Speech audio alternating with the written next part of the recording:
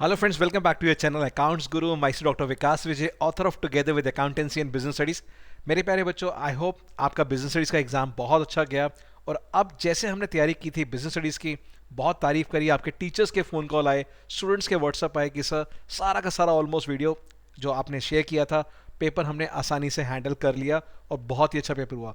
यही तैयारी हम करते हैं अकाउंटेंसी के अंदर, जो आपका एग्जामिनेशन है 5 दिन के बाद। और यहाँ मैं लेके आ रहा हूँ एक नई सीरीज़, वो है एग्ज़ाम टाइम्स। यस, यहाँ पे वो लीथल वर्कशीट शेयर करूँगा आपको 5 दिन के अंदर, और ये है अगले 5 डे चैलेंज। यानी ये पूरा एक दिन के अंदर आपको एक जो पार्ट मैं यहाँ लूँगा, जैसे डे 1 चैलेंज की बात करूँ, यहाँ सारे मैं 1 मार्क का क्वेश्चन डिस्कस कर रहा हूँ, और वो भी 81 क्वेश्चन। यस, पूरे सिलेबस में से बेस्ट ऑफ बेस्ट 81 क्वेश्चन लेके आया हूँ। और अगर आप ये 81 के 81 कर लेते हैं तो आसानी से 20 क्वेश्चन जो 1 मार्क के आने हैं आपके 34 में से आप हैंडल कर लेंगे। लेकिन ये जो पूरा वीडियो रहेगा, मैं 20 क्वेश्चंस के 4 पार्ट्स लूँगा। ये चारों वीडियो आपको आज देखने होंगे, रात तक खत्म करना होगा, तभी मैं मानूंगा कि डे 1 चैलेंज आपका कंप्लीट हुआ। तो चलिए शुरू करते हैं पहला क्वेश्चन। सबसे पहले क्वेश्चन में यहाँ पर Jay, Gabbar and Billu are the partners sharing profits in the ratio of 4:2:1. Jay retires, selling his share of profit to Gabbar and Billu for a sum of 9600, payable as 5760 by Gabbar and 3840 by Billu. The new ratio of Gabbar and Billu will be. ये बहुत ही बढ़िया question है, CBSE का चहेता type से question है, कि जहां पर रिटायरमेंट चैप्टर के अंदर हम सब जानते हैं न्यू शेयर हम निकालते हैं old share plus gaining share. Old ratio plus gaining ratio नहीं, old share plus gaining share. और यहाँ पर अगर आप देखेंगे जो रिटायरिंग पार्टनर है, उस जय ने अपना पूरा का पूरा शेयर 9600 का सेल किया है, और उसमें से गब्बर से लिए हैं 5760 और दूसरे पार्टनर से लिए हैं बिल्लू से 3840। तो यहाँ पर ये जो दोनों अमाउंट है, ये एक तरह से गेनिंग रेशियो है, यानी जिस शेयर में, जिस अमाउंट में रिटायरिंग पार्टनर का हिस्सा खरीदा जाए, वो होता है गेनिंग शेयर यानी गेनिंग रेशियो। तो सबसे पहले हमें देखना है इनका गेनिंग रेशियो क्या होगा, और उसके बाद ओल्ड शेयर में ऐड करेंगे और न्यू रेशियो निकालेंगे। चलिए मैं आपको थोड़ा सा समय देता हूं और बताइए क्या है आपका रेशियो। वीडियो को पॉज कीजिए, पॉज करने के बाद प्ले करना, पहले खुद दिमाग लगाइए, वरना इसके पीछे जो मैंने क्वेश्चन डेवलप किया है पर्पस डिफीट हो जाएगा। तो चलिए वीडियो को पॉज कीजिए, सॉल्व कीजिए और फिर प्ले करना, और फिर देखते हैं क्या है आंसर। चलिए, तो मैं मान चुका हूं कि आपने खुद सॉल्व कर लिया, माइंड लगा लिया। और अब मेरे साथ देखिए, इस क्वेश्चन के अंदर खास बात क्या थी कि यहां पर आपको दो अमाउंट गिवन है और दोनों का टोटल अमाउंट है 9600। यानी कि जो पार्टनर्स हैं उन दोनों ने इसको, रिटायरिंग पार्टनर को, इस रेशियो के अंदर जो इस अमाउंट के साथ पैसा दिया है। तो पहले हम देखते हैं यहां पे रिटायर कौन हुआ था, जय। और जो जय की अमाउंट है टोटल है 9600, और इसको जो गब्बर ने पैसे दिए वो दिए थे 5760 और बिल्लू ने दिए हैं 3840। तो अगर हम रेशियो देखें 5760 डिवाइड बाय 9600, तो ये आता है 0.6 यानी 6/10, या फिर इसका शेयर हो गया गेनिंग शेयर 3/5। इसी तरह से अगर इसको निकालें डिवाइड बाय 9600, तो आप देखेंगे ये आता है 0.4 यानी 4/10 यानी 2/5। तो सबसे पहले तो आपने करना क्या है, गेनिंग शेयर निकाल लेने हैं दोनों पार्टनर्स के। अब एक बार गेनिंग शेयर आ गया तो डेफिनेटली आप गेनिंग रेशियो निकाल सकते हैं। जैसा आपने देखा था यहाँ पे ओल्ड रेशियो था 4:2:1, और जो रिटायर होने वाला था वो था जय, यानी उसका शेयर था 4/7। तो अगर मैं आपसे बात करूं 4/7 को डिवाइड कीजिए गेनिंग रेशियो में, तो क्या क्या शेयर निकल के आएगा। तो सबसे पहले गब्बर का देखते हैं। गब्बर का जो गेनिंग शेयर होगा वो होगा आपका 4/7 इंटू 3/5। यस, ये इनका गेनिंग शेयर है, और ये आ गया 12/35। इसी तरह से अगर मैं बोलूं बिल्लू का निकालिए, तो बिल्लू का आप निकालेंगे 4/7 इंटू 2/5, 8/35। ये इनके हो गए गेनिंग शेयर। अब इनको क्या करना है, आपको उसको ऐड करना है ओल्ड के अंदर। तो अब जैसे हम सब जानते हैं न्यू रेशियो का फॉर्मूला होता है old share plus gaining share. तो यहां पे आप गब्बर का देखिए कितना आएगा। गब्बर का ओल्ड है 2/7, और 2/7 में प्लस कर लीजिए 12/35, 35 एलसीएम, 10 + 12, तो आपका 22/35। तो पहले का आ गया 22। दूसरे का देखते हैं बिल्लू का। बिल्लू का यहाँ पे ओल्ड गिवन है 1/7, तो 1/7 में आप ये गेनिंग शेयर ऐड कर दीजिए। 8/35 और 5 + 8 आपका आ गया 13/35। तो आपका जो रेशो है यहाँ पर वो रेशो है 22:13। तो चेक कीजिए क्या एक ऐसी ऑप्शन गिवन है।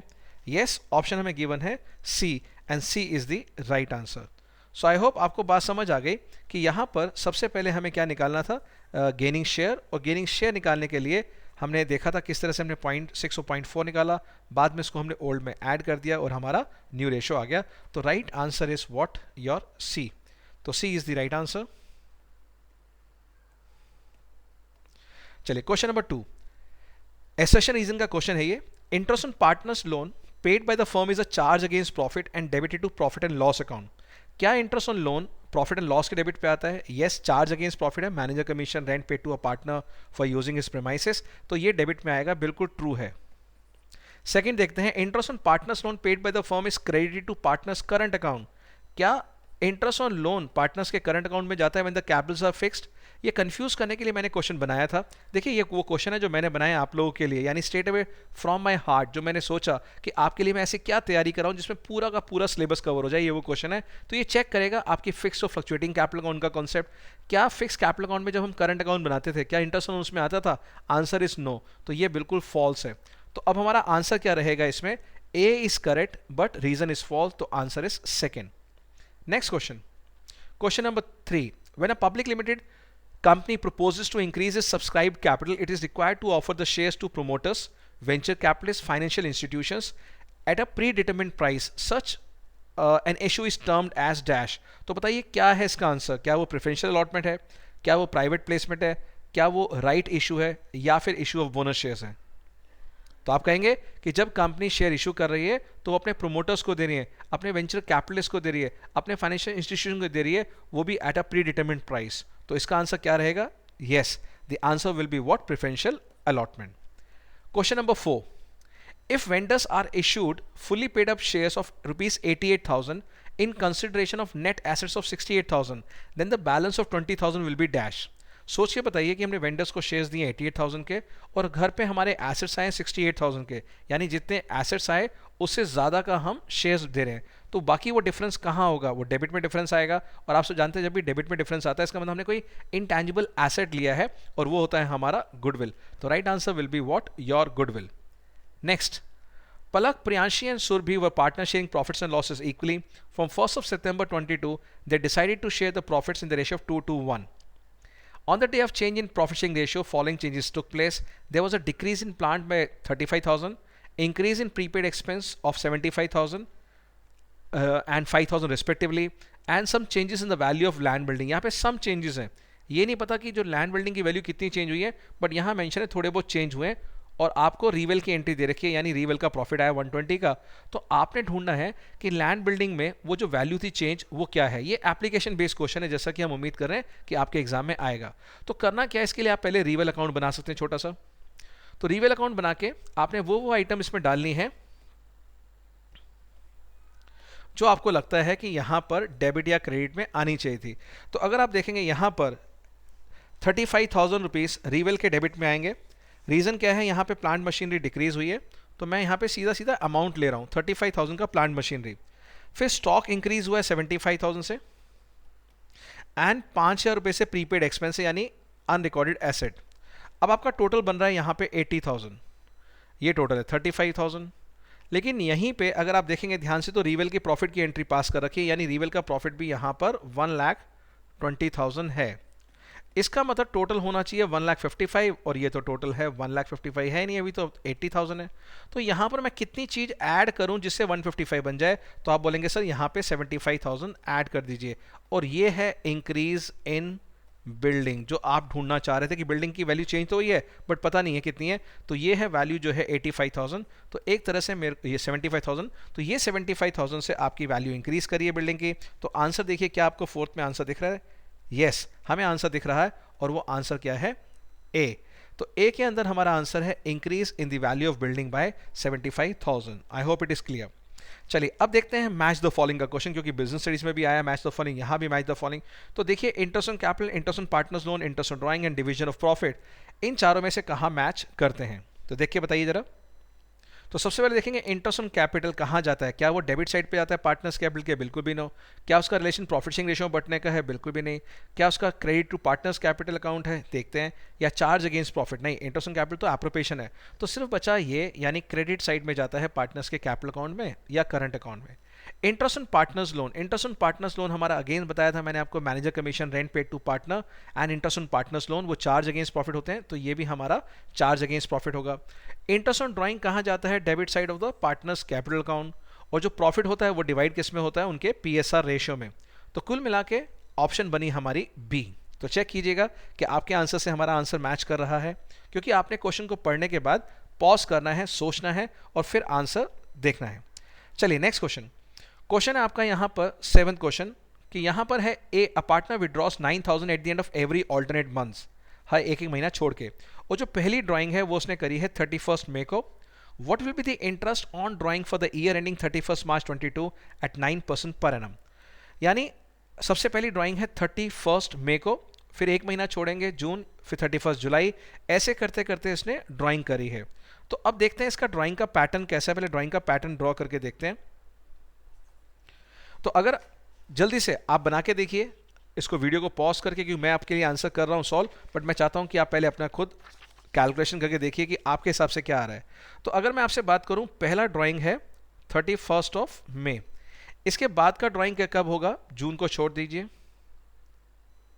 31 जुलाई, अगस्त को छोड़ दीजिए, सितंबर, अक्टूबर को छोड़ दीजिए, दिसंबर छोड़ दीजिए, जैन, और फिर फेब छोड़ दीजिए, मार्च। अब आप देखिए नंबर ऑफ मंथ्स, कितने मंथ्स यूज हुए टिल 31 मार्च 2022। 31 मई वाला देखिए तो अप्रैल और मई 2 महीने निकल चुके हैं, इसका मतलब ये 10 मंथ यूज हुआ होगा। और अगर लास्ट में देखें तो ये 31 मार्च है, ये 0 मंथ यूज हुआ है। तो जब भी कभी हम देखते हैं एक पैटर्न होता है कि आपकी सेम अमाउंट विड्रॉ हो रही है एट अ रेगुलर इंटरवल, तो हम एवरेज टाइम पीरियड लेते हैं, यानी टी का फॉर्मूला क्या रहता है, time left after first drawing 10 plus time left after last drawing divide by 2, तो ये 5 मंथ्स हो गया। तो यानी यहाँ पर मैंने ड्राइंग करा 1 2 3 4 5 6 बार मैंने विड्रॉ किया और अमाउंट थी 9,000। तो गलती क्या करते हैं बच्चे, जो टोटल अमाउंट होती है जो पी लेते हैं वो पी को गलत ले लेते हैं, वो 9,000 इंटू 12 कर देते हैं। आपने देखना एक महीना एक छोड़ के लिया, तो 12 महीने में अगर एक एक महीना छोड़ देंगे तो कितने महीने बचेंगे, 6 महीने। तो यहाँ पर जो पी था वो था 54,000 रुपीज़। टाइम जो लेंगे वो 5 मंथ्स लेंगे, मैंने बताया एवरेज टाइम पीरियड, और जो रेट है वो है 9%। तो अगर आप 54,000 पे 9% और 5 मंथ्स का निकालते हैं तो देखिए कितना इंटरेस्ट आता है। क्या आपका 2025 आ रहा है, बताइए। अगर 2025 आ रहा है तो बिल्कुल आपका आंसर सही है और आंसर है बी। तो चेक करते हैं क्या बी में है, yes, B is the right answer now, 2025। Question number 8, at the time of issue of debentures at a discount the debenture account is, हम डिस्काउंट अकाउंट पे फोकस नहीं कर रहे, हम कह रहे डिबेंचर अकाउंट इज व्हाट। क्या वो डिबेंचर अकाउंट क्रेडिट होगा इशू प्राइस से, यानी मान लीजिएगा 100 का 90 में बेचा है, क्या 90 से क्रेडिट होगा। सेकंड, क्या वो क्रेडिट होगा फेस वैल्यू से, यानी 100 का 100 में, अगर 100 का 90 में भी हमने दिया 10 रुपये डिस्काउंट तो क्या 100 से होगा। ये credit by the amount receive, अगर 90 रुपये रिसीव किया 90 से होगा, या नन ऑफ द अबव। तो इसका आंसर रहेगा बी, यानी जब भी कभी डिबेंचर्स कभी भी पार पे हो, प्रीमियम पे इशू हो या डिस्काउंट पे, हमेशा फेस वैल्यू से क्रेडिट होते हैं। और शेयर्स के केस में पार या प्रीमियम है, डिस्काउंट पे तो होते नहीं, तो वहाँ भी फेस वैल्यू से क्रेडिट होते हैं। तो आंसर इसका रहेगा बी। परपेचुअल डिबेंचर किसका अदर नेम है, सोचिए। कन्वर्टेबल डिबेंचर का नहीं, नेकेड डिबेंचर नहीं, वो होता है इररिडीमेबल डिबेंचर्स का। तो आप थ्योरी पढ़ के जाइएगा, टाइप्स ऑफ डिबेंचर्स, एक क्वेश्चन जरूर आने की उम्मीद है। Various types of debenture, secured, unsecured, redeemable, redeemable, उनमें से एक क्वेश्चन है। चलिए question number 10, Bhave Limited was registered with an authorized capital of 5 crore rupees divided into 5 lakh equity shares of 100 each. The company offered 60,000 shares to public for subscription. Application for 56,000 shares were received and allotment was made to all the applicants. All money was received and duly all calls were made and duly received except the second and final call of 20 rupees on 500 shares. ये calls in arrear है। आपको find करना है subscribed capital। तो सबसे पहले तो आप ये देखेंगे यहाँ पर कि आपको ना तो 5 लाख से मतलब है, ना जो ऑफर किए उससे मतलब है। जितनी एप्लीकेशन आपने रिसीव करी है और 90% से ऊपर है, ये भी देखिएगा, क्योंकि 90% ऑफ 60,000 54,000 होता है, उससे ज़्यादा ही आया 56,000। तो यहाँ पर जो मैंने पैसा मांगा वो था 56,000 शेयर्स पे 20 रुपीज़, फाइन। लेकिन जो अमाउंट है वो आपने रिसीव करी है 500 शेयर्स पे कम रिसीव करिए। तो इसमें से आप लेस कर दीजिए 500 शेयर्स इंटू ₹20। तो अब देखिए आपका अमाउंट कितना आ रहा है, कैलकुलेट करके बताइए क्या है आपका फाइनल अमाउंट। जल्दी से देखिए बताइए, और बताइए क्या आपका आंसर हमारे आंसर से मैच कर रहा है।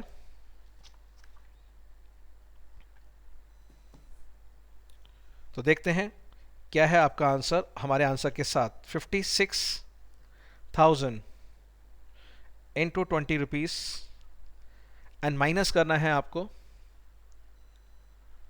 10,000 रुपये, और ये हमारा आंसर आ रहा है इसमें से 11,10,000। देखिए बताइएगा।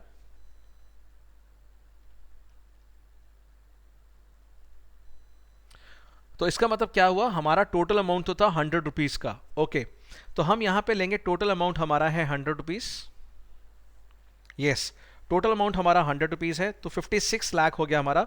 56 लाख में से 10,000 रुपीज हमारे पास नहीं आए हैं, तो माइनस कर दिएगा। तो अब आंसर आएगा हमारा D, 55,90,000। Yes, because total amount हमारा था ₹100 का, ₹100 में से हमें 10,000 नहीं आए, तो वो हमने माइनस कर देना। तो 56 lakh minus 10,000 is equal to 55,90,000। तो हमारा आंसर है 10th का बी। देखिए आपसे मैच कर रहा है क्या? गुड। देखते हैं question number 11। There was a balance of 45,000 in the workmen's compensation fund in balance sheet of X, Y and Z. On Z's debt there was a workman's compensation claim of 80,000. How you will treat this? आप जानते हैं ये question बहुत ही short question है, board के अंदर WCF या IFR के ऊपर आना ही आना है।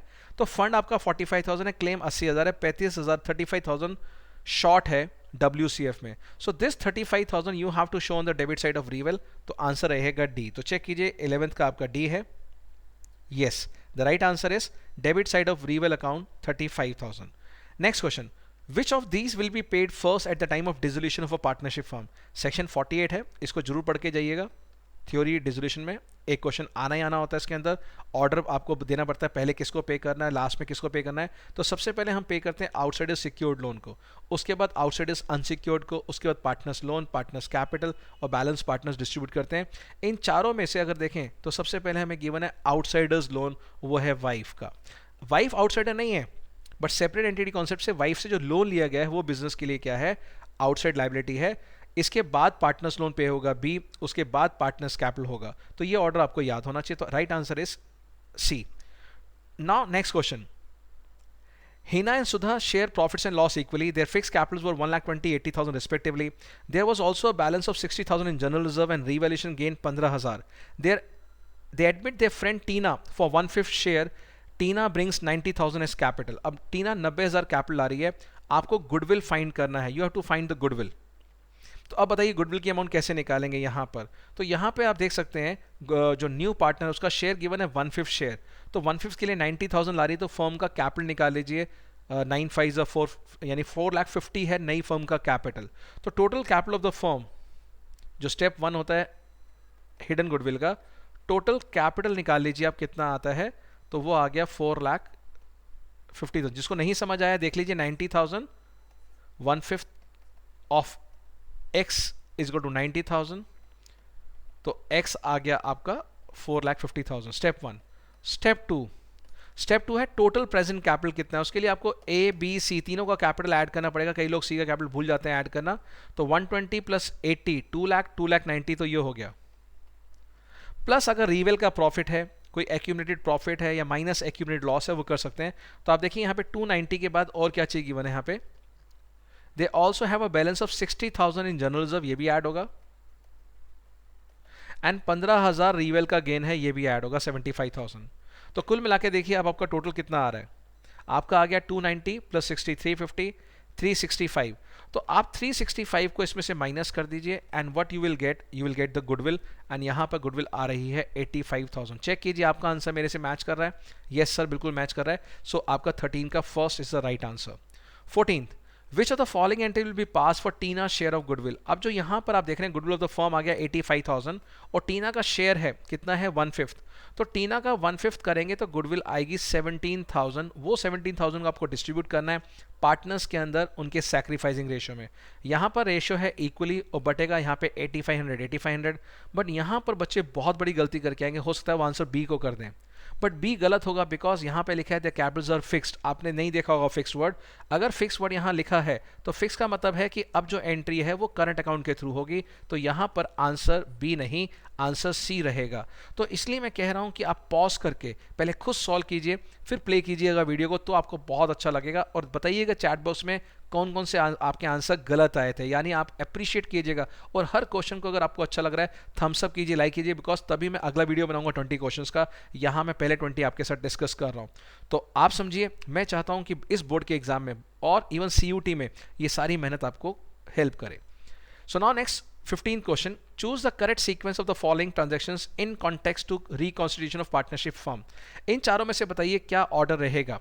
क्या बैलेंस शीट पहले बनती है, या अनरिकॉर्डेड एसेट्स या पेमेंट ऑफ अनरिकॉर्डेड लायबिलिटी होती है, या एडजस्टेड क्लोजिंग कैपिटल बैलेंस निकाले जाते हैं, या फिर एक्यूमुलेटेड प्रॉफिट्स या रिजर्व्स को पहले दिया जाता है। बताइए तो सबसे पहले कौन सा होगा, जल्दी से सोचिए, बताइए, पॉज करके सोचिए, क्योंकि आपको अकाउंट्स बनाने आते हैं, बट जब इस तरह से सीक्वेंस वाला क्वेश्चन आता है तो शायद हमें लगता है कि यार अभी नहीं समझ आ रहा।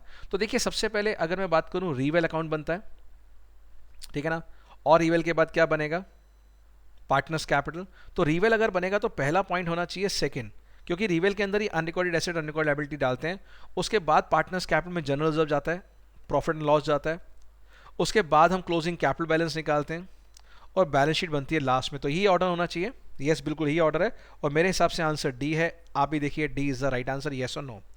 Question number 16, a company forfeited 1300 shares of 100 each, 75 called up. देखिए यहाँ पे कॉल्ड अप कितना है, 75 for the non payment of 40। तो 75 में से नॉन पेमेंट है 40 और पेड है 35।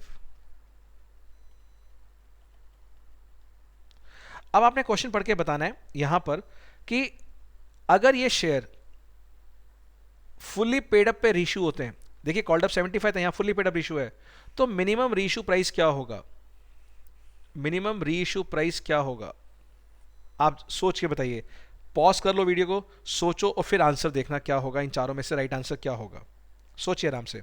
35 पेड है, 40 नॉट पेड है। नॉर्मली हम आपको क्या सिखाते हैं क्लासरूम के अंदर कि जो पेड होता है वो होता है maximum discount on reissue of shares. हम ये वाला जो अमाउंट है 35 रुपीज, जो अमाउंट ऑलरेडी रिसीव हो चुका होता है, वही रीइश्यू के टाइम पे डिस्काउंट देते हैं। और जो नॉर्मली अमाउंट नॉट पेड होता है उसको बोलते हैं ये मिनिमम रीइश्यू प्राइस है। ये as a rule of thumb हमने बना दिया, मिनिमम रीइश्यू प्राइस। बट वो तब होता है जब यहां भी कॉल्ड अप 75 होता तब। अगर यहां कॉल्ड अप अब हो गया क्या, फुल्ली पेड अप हो गया, रीइश्यू हो रहे हैं फुल्ली पेड पे, अब सोचिए क्या होगा। तो अब फुल्ली पेड का मतलब है शेयर कैपिटल में 100 रुपीज आएगा फेस वैल्यू, और आपने कितना अमाउंट रिसीव कर चुके हैं, कितना अमाउंट आप रिसीव कर चुके हैं, देखिए 35 रिसीव कर चुके हैं। तो मैक्सिमम डिस्काउंट जो होगा आप 35 ही दे सकते हैं। तो अगर आप 35 डिस्काउंट माइनस कर दीजिए तो अब आप कितने में रीइश्यू कर सकते हैं, इसको 65 में रीइश्यू कर सकते हैं। तो आपका आंसर होना चाहिए बी। चेक कीजिए कि आपका बी आंसर आ रहा है, तो उसको टिक कीजिए एंड अप्रिशिएट कीजिए कि सर अगर ये बोर्ड में क्वेश्चन आता है तो अब मैं आराम से इसको निकाल लूंगा। Next question 17, 15% debentures of rupees 6 lakh are issued as collateral security against bank loan on 1st October 21. Interest on these debentures will be at। अब कितना इंटरेस्ट देंगे इसको, आप देखेंगे अगर अक्टूबर है तो आपको लगता है 6 महीने का दे दीजिए, कोई कहेगा पूरे साल का दीजिए, कोई कहेगा नहीं नहीं 15% नहीं, इसको तो मार्केट रेट ऑफ दीजिए। बट सही आंसर होगा क्या, no interest will be paid. Why, because ये डिबेंचर्स कोलैटरल सिक्योरिटी के हैं।